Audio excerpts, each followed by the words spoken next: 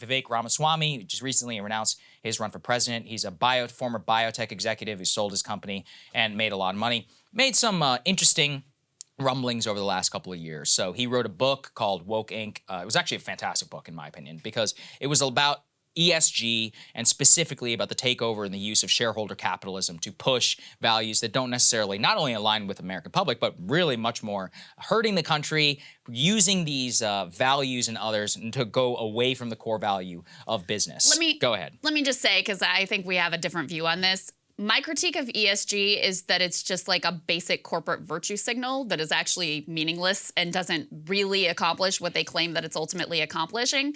His view is like corporations have too much power, but then also he doesn't actually have any critique of corporate power, of like argument of how you would check corporate power. I actually wouldn't even disagree. One of the original disagreements that Vivek and I ever had was, I was like, well, hold on a second here. I hate ESG. I'm very against ESG. And I was like, but what if an American company wanted to actually make less money by making stuff in America? I'm like, would you be against that? And he's like, well, you know, it would possibly conflict with shareholder capitalism. So the point that I'm making is that he is probably much more of a free market, dyed-in-the-wool capitalist. Yes. He's got a good, I think, critique of ESG. I don't necessarily agree with a lot of what he says. All right, let's put that to the side. So he wrote this book, kind of became prominent. He was on Fox News quite often. He wrote another book about Nation of Victims, kind of outlining his philosophy. So I had the opportunity to interview Vivek. And one of the things I wanted to get to with Vivek is, look, I tried, you know, one of the things I told him at the top, I said, I'm going to take you seriously. I'm going to take you seriously as a candidate. We took Andrew Yang seriously. We took Tulsi Gabbard seriously.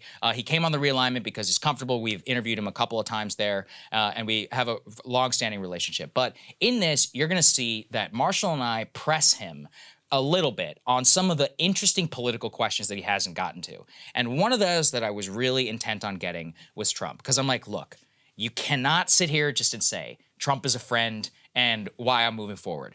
What was wrong with America First 1.0? Why 2.0? A lot of people from that diner that we just played you that clip, they like Trump. Why should they vote for you?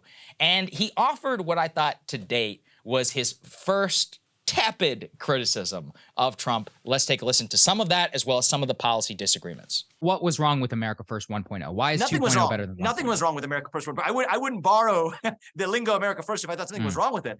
I care a lot about national unity. And I know President Trump, he's a friend. He's misunderstood on this.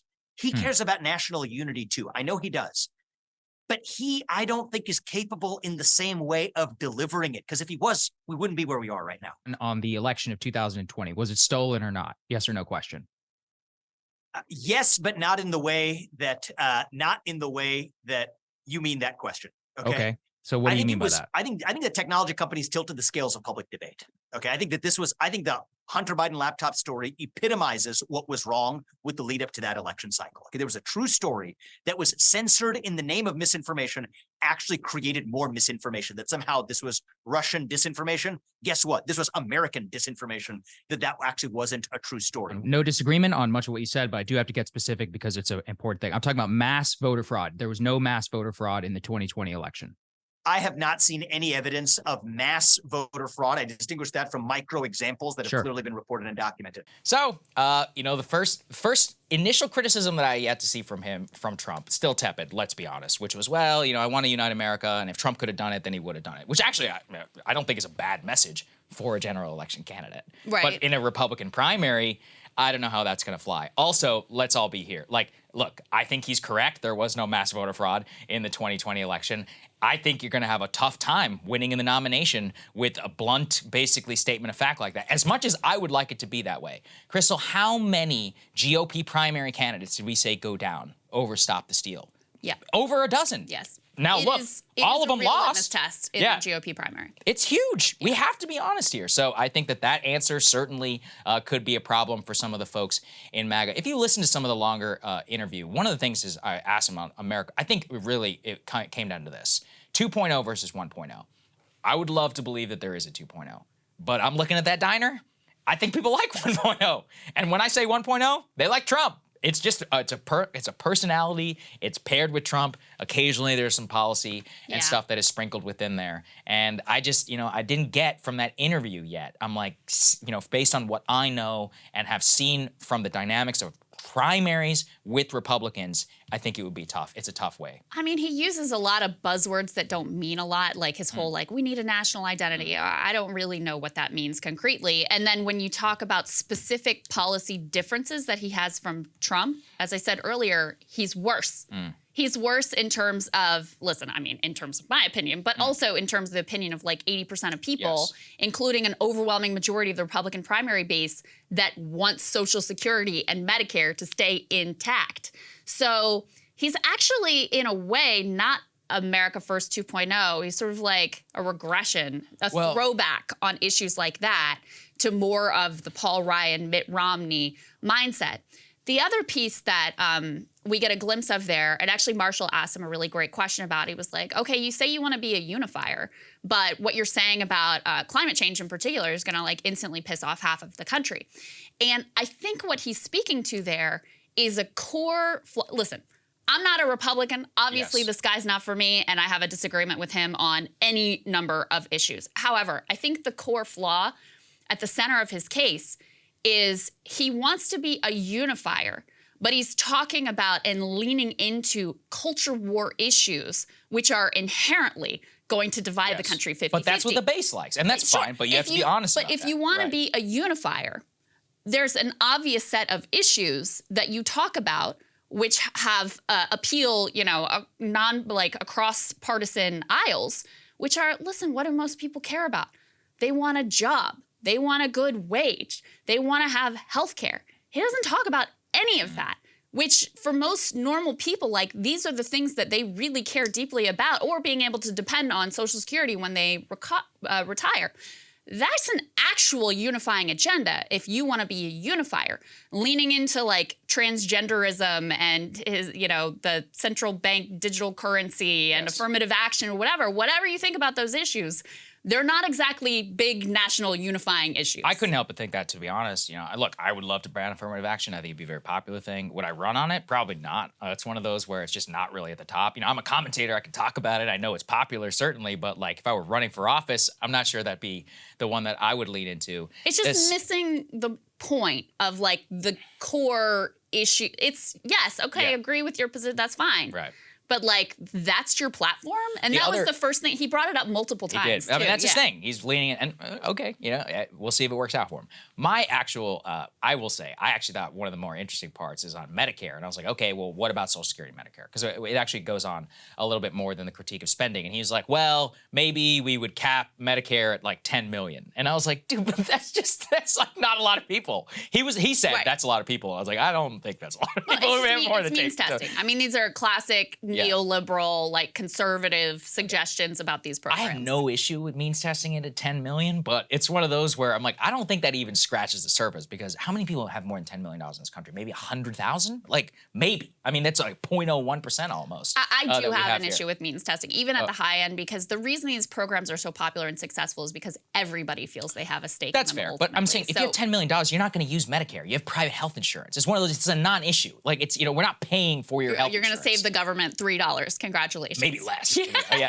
So anyway, that was you'll actually lose the government money because of the additional paperwork it will take for people to, prove that their income is lower than that. So we have that. That was there. I also pressed him a little bit on abortion, and I actually think that it was an interesting answer that he gave, more politically popular, but also could be a problem for him in the primary. Let's take a listen. One of the Vice President Pence and big disagreements between him and President Trump is on a national abortion ban. Where do you stand on national abortion ban?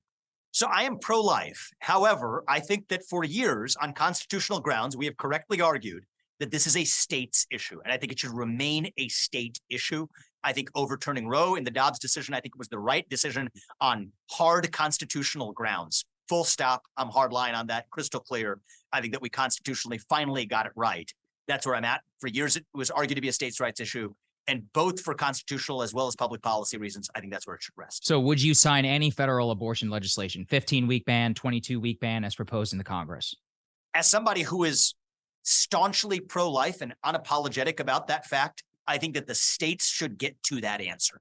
So one of the things that he said, Krystal, is I would leave it to the states. If Yeah. you want to continue watching, I actually pressed him for this might actually be the biggest problem for him in the primary. I said, okay, but what about a federal ban? Like, Yeah. do you remember the Lindsey Graham 15-week? Yeah. He actually said I wouldn't sign any federal legislation. I would leave it fully up to the states. Now, I'm not necessarily opposed to that, but from a primary standpoint, the pro-life community is definitely going to have an issue because that gives California, D.C., and others the ability to have legalized like late-term abortions if they want to, at the same time that you would have in Alabama or a Texas or any of these other places that do have an abortion ban. So that I think actually could be a little bit dicey in terms of, now I'm not saying it isn't politically popular, but one of the reasons that Trump probably has way more wiggle room than anybody else is he appointed the justices that got Roe versus Wade done. So that's the first time I've heard Vivek talk about abortion, or at least pressed on that. And I think actually that might be one of the more significant ones where there could be some disagreement with the evangelicals. Now, For sure. would he ever win them in the first place? No, I don't know. Probably Yeah, not. I mean, they've got, if Mike Pence is in they the got race, Pence, right. they already got their guy. So Yes. I actually thought this was one of his better and more clear answers. Yeah, that's He true. clearly knew Yeah. what he thought about it. You pressed him on, okay, would Yeah. you sign anything? He's like, no, leave it to the states, consistent. So I thought that was actually a pretty solid answer because, yeah, I don't think the evangelical vote was really up for grabs for him in any case. Yeah, I think that's fair. And then finally, there was a thing where Vivek went on Hugh Hewitt's show. And Hugh Hewitt, I don't really know why. He's a conservative radio host, for those who don't know. He has these weird pet issues he's obsessed that everybody know about. One of them is the nuclear triad. So for those who don't know about the nuclear triad, it's nuclear defense of the United States, land, sea, and air. Anyway, so he asked Vivek, do you know what the nuclear triad is? And Vivek was like, no, I don't. And he said, but I'm a quick study. And one of the things that Marshall actually really pushed him on, he's like, look, you said you're a quick study. He's like, but you're running for president now. He's like, how are you gonna get to the level of knowledge that you need to be president? And look, some of these are arbitrary, but it does matter, right? Like whether you have a familiarity with issues and some of that. He gave an interesting answer. Let's take a listen. You had an interesting interview with Hugh Hewitt earlier in the week. You didn't know what the nuclear triad meant. Triad was, we'll put that to the side. You can learn what that term means. I know you know what it is now. That said, I think the significance behind the question, though, is the president is in charge of the means to end the earth. You can definitely train to learn what acronyms mean. I'm not convinced that you could learn in a year and a half during partisan Fox News hits, podcasts like this, how to like actually sit down with Xi Jinping or Vladimir Putin. Convince me otherwise. Because I get what your point about how like, you're going to be learning in public. Like, how does that work? And thank you for taking the superficiality out of it, because you know anyone can learn a term, right? So this is a word. Okay, I understand that there's land, air, and sea, but I'm approaching this with humility. So I think one of the things that's different is, yes, am I a fast study? Yes, have I taken on other complicated problems before and learned them fast? Sure, but I got to approach this, and I am approaching this with humility. So I'll just tell you where I came from earlier today. I was having lunch upstairs in my house. I'm in the basement now with a former cabinet level secretary from the Trump administration who was over here visiting me. We spent 2 hours training. We're going to tape that. We're going to do it daily. We got 2 hours at least daily where there's somebody coming in, flying here, spending time with me in Columbus, Ohio. We're going to actually let the world watch how I learn. So it's an interesting idea. I mean, look, on the one hand, a reality show. look, I appreciate the humility. I will say this. I mean, I don't want to laugh at anybody because what did we learn with the Yang campaign? All right, like with Yang, there's like you can have 2% of the Democratic Party or whatever, and you can have a significant impact on the battle ideas, etc. So I'm not going to dismiss it. I've known the guy for a while. I do think he's smart. That said, I think the biggest hole here is with the Republican primary voter. And, you know, his bet is basically the Obama bet, like New Hampshire and Iowa. But, you know, a lot of these issues, they might do well on Twitter, absolutely. You know, like you were talking about central bank digital currency. I actually do care about that. I definitely would be opposed to it. But, you know, if I was running for office, I would never run on that platform. It wouldn't be part of your, like, core platform. Yes. I also just think, look, with Trump, I mean, the stop the steal answer that he gave, I just think that's going to be the biggest problem for him. And I don't know if you want a primary that way. I wish it weren't so, but look at every Republican politician who was successful in a primary in 2022. Almost all of them endorsed Stop the Steal, and if they didn't, they came pretty damn close to actually losing their seat. That tells you something. Yeah, I mean, we've seen how it's gone when people try to do highbrow Stop the Steal. We've seen because it. ultimately, his response to you was like, I don't mean it was stolen in the way you're saying it. Right. And it's no, it's not the way you're saying it. It's the way that the like 70% of Republican voters who think it was stolen, they don't think like, oh, social, that's part of it, right? No, they mean Dinesh D'Souza, like mules and bamboo ballots, and like they mean real votes were changed kind of voter fraud. And so, you know, you're trying to have it both ways by saying, yes, I think it was fraudulent, but, you know, I don't think any votes were actually stolen.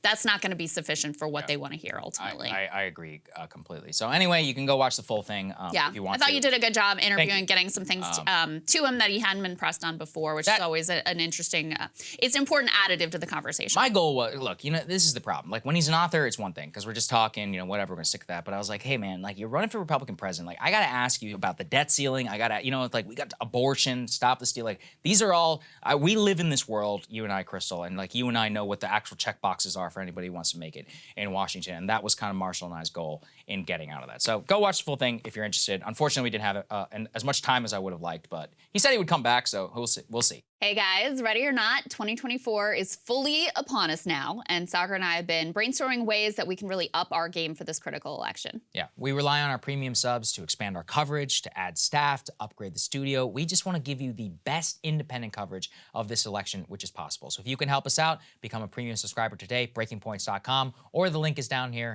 in the description video. It really means the world to us, and if you like what we're all about, this is the best possible way to keep us 100% independent, working only for you.